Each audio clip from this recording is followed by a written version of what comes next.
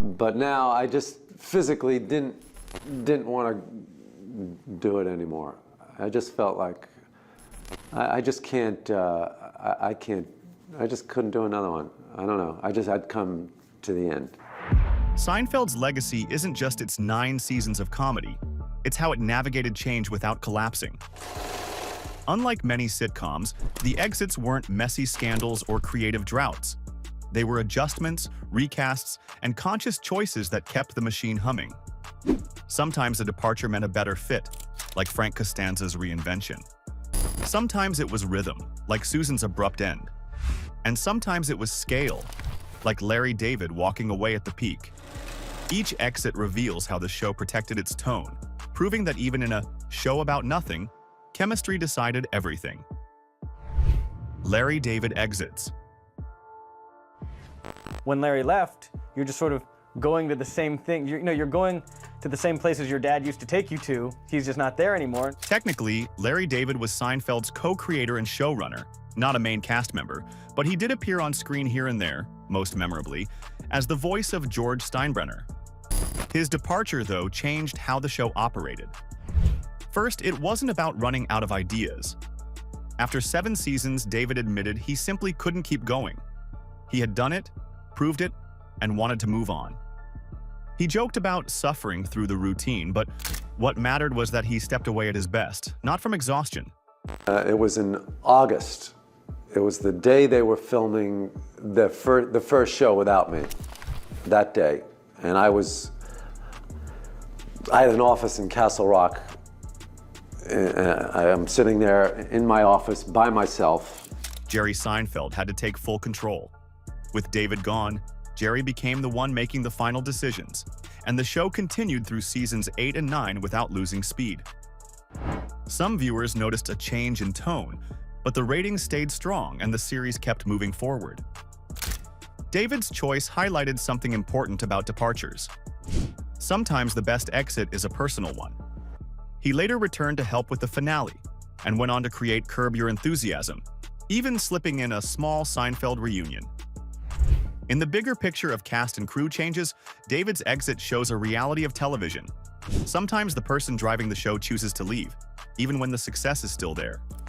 David's exit changed the show behind the scenes, while Frank Costanza's recast changed it on screen. Frank Costanza. George's father was first shown as a calmer, softer character played by John Randolph. Later, Jerry Stiller stepped into the role, and the character became unforgettable. First, Randolph's version felt too restrained for the Costanza household. His quiet, reserved approach didn't line up with the loud dysfunction of the family or with Jason Alexander's fiery energy as George. Even visually, the fit felt off, which made George's home life seem less consistent with the rest of the show. The producers were aiming for a bigger comedic spark. Stiller brought a sharp voice, a quick temper, and a timing that matched Estelle Harris perfectly.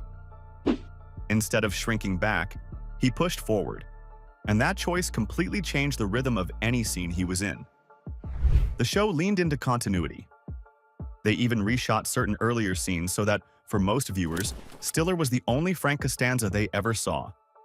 His performance drew awards, audience praise, and proved that recasting doesn't always mean failure.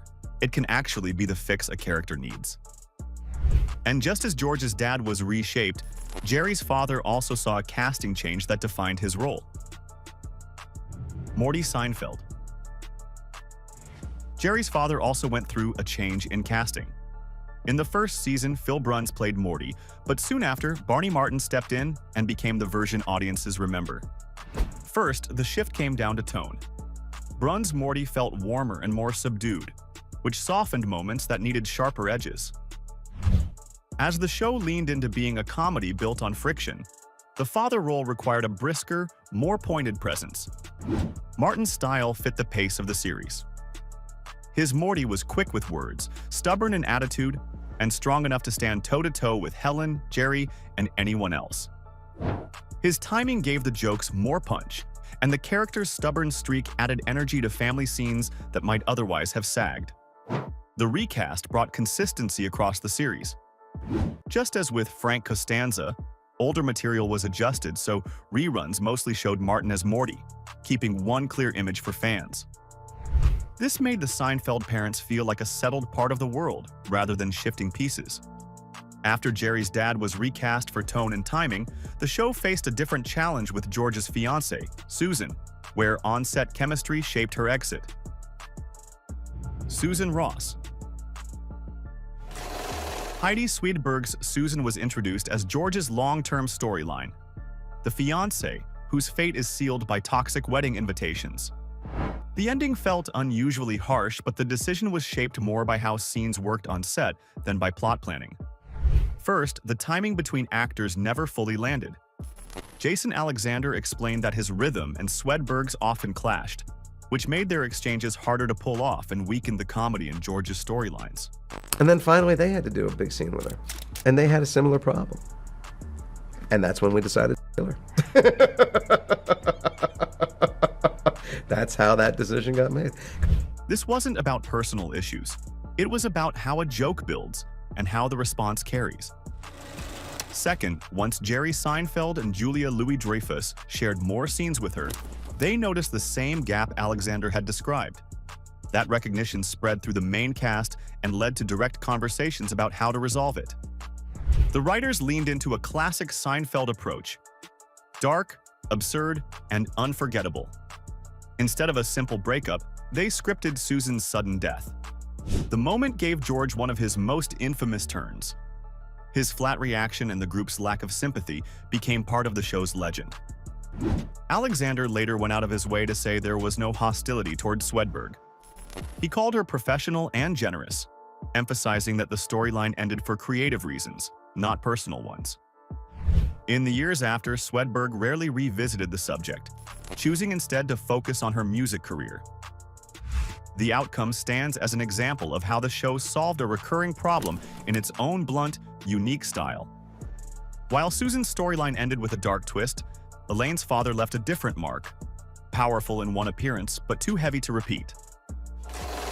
Elaine's dad. Alton Beans, Elaine's stern father, appeared only once in The Jacket, played by Lawrence Tierney, whose glare alone could silence a room. And then he was gone. First, the intensity of his performance shifted the balance of the show. Tierney's real-life presence was famously forceful, which gave the episode a charged energy but also threatened to overshadow Seinfeld's lighter, nervous rhythm if repeated too often. Second, stories from behind the scenes suggest that working with him was uneasy. Cast memories describe an actor whose presence kept everyone on edge. There was no scandal behind it, but when a set loses its ease, the comedy can lose its spark. Third, the writers realized quickly that Alton was most effective in small doses. As a one-time character, he became a lasting memory for Elaine and a memorable gag for the audience. If he had returned, the impact might have faded or pushed the show into heavier territory that didn't match its weekly style. And just as Elaine's father made one striking appearance, the show also replaced an early character, Claire the waitress, with Elaine, who became essential to the group. From Claire to Elaine. Before Elaine became part of the group, there was Claire, the waitress at the diner in the pilot, played by Lee Garlington. She never appeared again, and Elaine arrived in the very next episode. First, the creators wanted a true fourth lead. Claire's role kept her fixed behind the counter, tied to the diner setting, instead of being able to move freely into the daily mix-ups that drove the show. The series needed a character who could step into any situation, not just serve coffee. No, I just had a series regular contract, and then they didn't pick up my contract after we shot the pilot, which happens. Elaine was designed to connect directly with Jerry. Their shared history, present-day friendship, and equal comic weight created a balanced four-way setup. 2 men and 2 women, each bringing their own flaws and quirks. That structure opened doors to storylines about relationships, work, and social etiquette, all of which became part of the show's rhythm. Both the network and the writers saw Elaine as having long-term potential. She could carry entire storylines, challenge the group's habits, and expand the world beyond Jerry's apartment and the diner booth. The choice wasn't a reflection on Garlington, It was the difference between a background character and a lead role. So, which Seinfeld exit do you think changed the show the most? Was it Larry David stepping away, or one of the big recasts that reshaped a character? Drop your answer in the comments. I'd love to hear your take.